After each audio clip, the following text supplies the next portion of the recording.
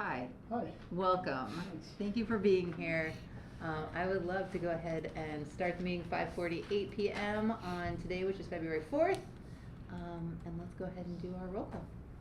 Okay, Carrie Albright. I'm here. Heidi Brown. Here. Nadia Kane. Here. Matt Caldy. Here. Adam Budiker. Here. Shannon Geik is absent. Adam Martinez. Here. Mitchell Owens is absent. That's who we have. Amazing. So glad to have you all here. I don't see any members of the public. Okay, just checking, just checking.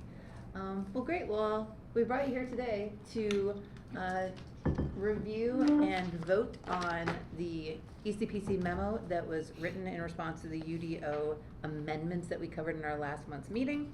The ECPC met, discussed some of the concerns that we had with the amendments, specifically around the impervious surface changes. And so we wrote up this memo. You all have access to it digitally and on paper, but I wanted to see if there's any comment or questions about this memo as it stands. Otherwise, our next item would be considering a vote. Well, I came across a comprehensive plan and I was reading through it. I think the latest version is 2024 version. Is that the right one? I'm not sure. Okay. Pretty sure. It's the last Yeah. one they put on the website. Yeah. And it just occurred to me to look and see what is the city's policy on infrastructure and green infrastructure and impervious covers to help guide decision making, right? Mhm. Not for just us, but for the city. And they have a section policy goal 3.2 on the built environment. It says, and we could, it's too late to add it to the letter, but I just maybe if you're giving a reading and you're adding comments, you could mention it. It says continue to limit the amount of impervious surface in new developments. It says right near the so I'm like, it might be good just to remind them that this is the city's comprehensive plan. They wanted to do this at one point. That's good. So. That's a great point. And also the added note that as the city has moved into prioritizing things like green spaces and becoming a bee city, knowing that many, I think it was 70% of native bees nest in the ground and require impervious surface to create their nests, and that reducing the amount of, or allowing for more impervious surfaces in new developments could potentially impact how we're able to retain some of that biodiversity with our pollinator population. So, those are definitely things to keep in mind. Matt, do you have that memorized? Yeah, will not be giving that as a part of the letter, though. I think it is such an excellent point that that I would encourage you to attend virtually by Zoom so that you can give public comment, because anyone gets 3 minutes. And that would be a very nice thing to point out. That would be okay. Over the years of watching council meetings, there have been a lot of times, whether it's for greenways or a lot of various things that people have pointed out.